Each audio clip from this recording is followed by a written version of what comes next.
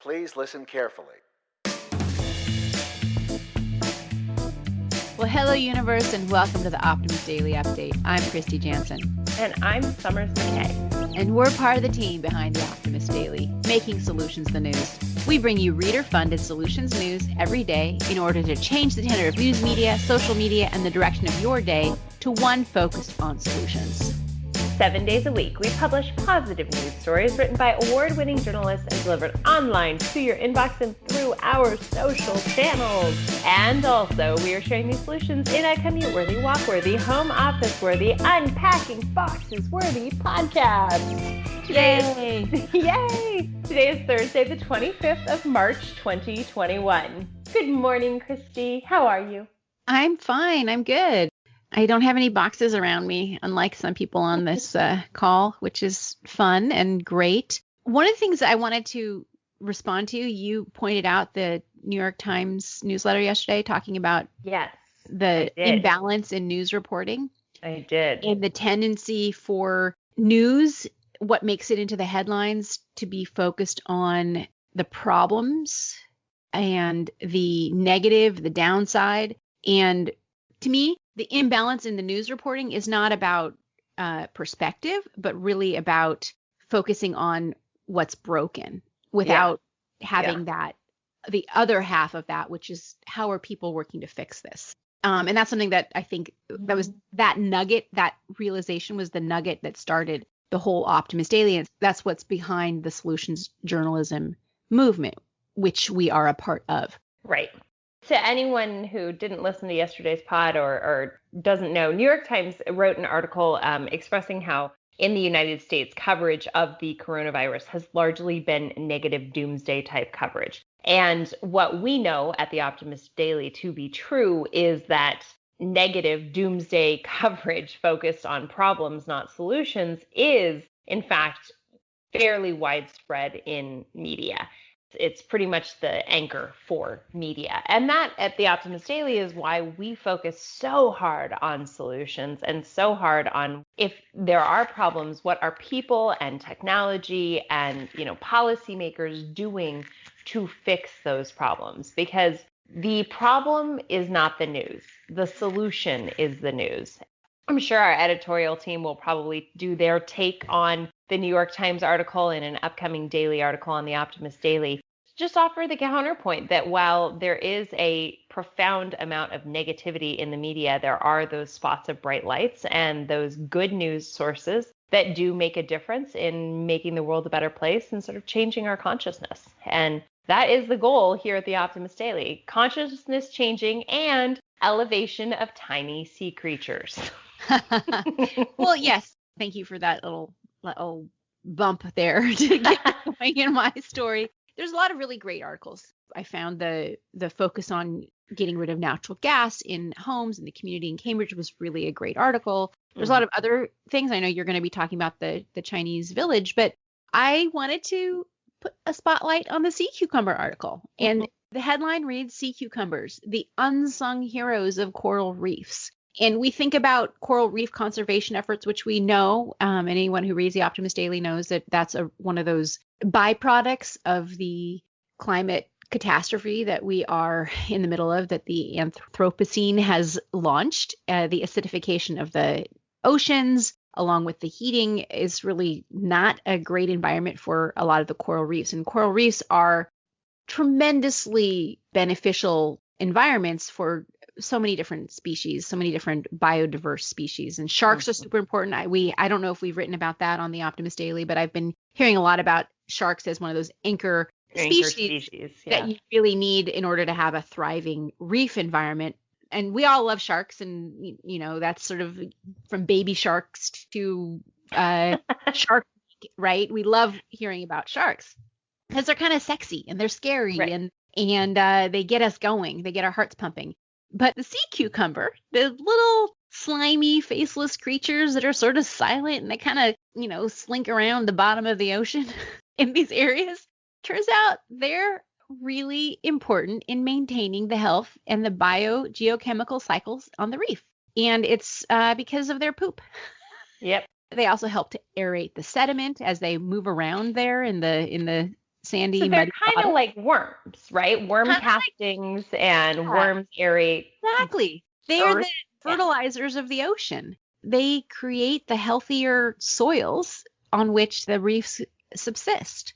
They give a place for sea creatures besides them, crabs and mollusks, to live. Their excrement protects the coral reefs against the acidification of the ocean, which is one of the major negative side effects. It helps to just create that balanced bio environment out there. And so I just like the idea of remembering the humblest of creatures, and they are important. And that's why I like this article. Yeah, I love that you chose this article because I think it is important that we educate people on, whether it's our pollinators, our birds, bees, and bugs, or earthworms, or, the sea cucumbers. Like, the ocean has its whole biosphere in it as well. And from the smallest to the largest creatures, everything does matter in a holistic, way of creating health in that environment. So cute little sea cucumbers, and obviously they're slimy and they're weird and they are important. And now I just want to go dig for worms. All I want to do is play outside today. The unsung heroes of all forms. It's the meek shall inherit the earth, so to speak. Yes. I mean, in tandem with, everyone has a place and is essential in the fabric of life. Talking about fabric of life and the built environment. What's the built work I want to talk about today? Yes. All right. So this story, I think, is valuable for everyone because it looks at an economic solution of infusing a community with new tools and new perspectives, and basically leveraging everything from industrial to agricultural to tourism together to revitalize a community. So my headline reads, "Eco-Friendly Architecture Helps Lift Chinese Village Out of Poverty."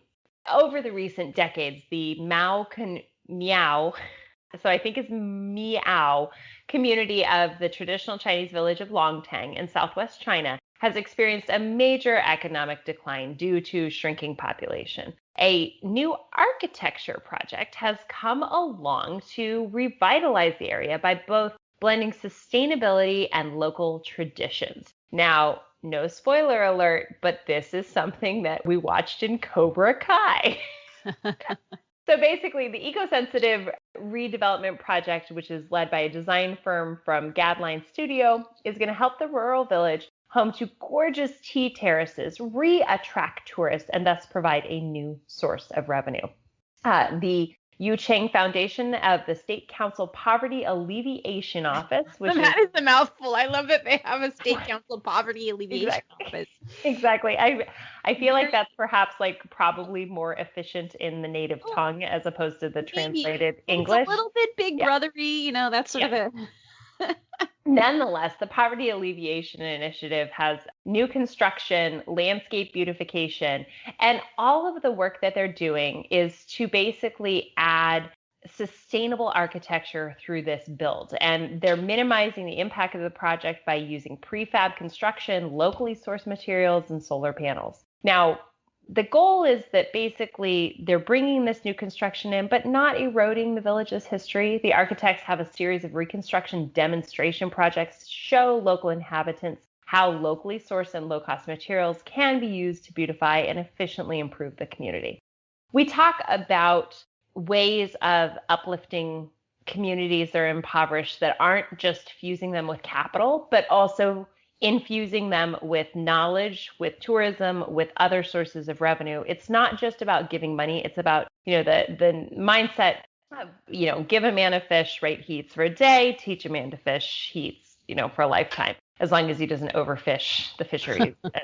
Anyway, no more rabbit holing today. What I love about this solution is it's saying, how do we create viability for a community, not just allow it to, go fallow? Well, and it's also looking at sort of a systemic uplift for an entire village. And I think we have to think about that in the United States, even with the sort of some of the rural decline, some of the Rust Belt decline, and part of it is population loss and sort of the brain drain that happens when you have opportunities that are only sort of centered in urban areas. Right. Exactly. And so I think this is an interesting choice. I like this article. as Yeah. well. Yeah. So, and that, there are a lot of other great articles on the Optimist Daily today, as always. How to host a memorable virtual Easter celebration. That one makes me Invite smile. some goats, maybe. Exactly. Or maybe have bunnies you can bring onto Zoom. There's a sale of the world's largest painting with 62 million going to charity. The first all-electric Norwegian commuter aircraft to hit the skies by 2026. Neighborhood food sharing app aims to cut down on waste. And what else do we have here back at the top, Kristy? Well, the social supermarket is like any regular store, except for everything is free. And this is where, depending on your station in life, you have the opportunity to shop in a store without having to pay for it. It's another social uplift for the people who are impoverished. New partnership helps wildlife and farmers coexist peacefully in California. And there's a grassroots renewable energy organization powered by local moms. And that's the story I was talking about bringing high energy efficiency teams that help to get natural gas out of homes, especially where they are leaking. And that's it for today on the Optimist Daily. I think, there's one more. Scientists replace bitumen with thread to make more sustainable roads. And that is it for today's Optimist Daily. Thanks so much for being here. We promise. Go play with some earthworms. Obviously. Go play with earthworms, or if you're by the ocean, see if you can touch a sea cucumber today. And regardless of what you do or where you live, do remember that solutions are the news, and stay focused on that. We promise we will continue to share those positive solution stories with ideas on how you can participate in this changing world and ensure it is changed for the good. We promise to cover the current events with accuracy, legitimate sources, and offer you the information needed most to chart new paths for all of us. If you have the means, please become an emissary on theoptimistdaily.com for just $5 a month and support reader-funded independent journalism. Let's keep the Optimist Daily free to all who need it, supported by those who can. Hey, Kristy, have a fantastic day. I'll see you tomorrow. All right, Summers, you too.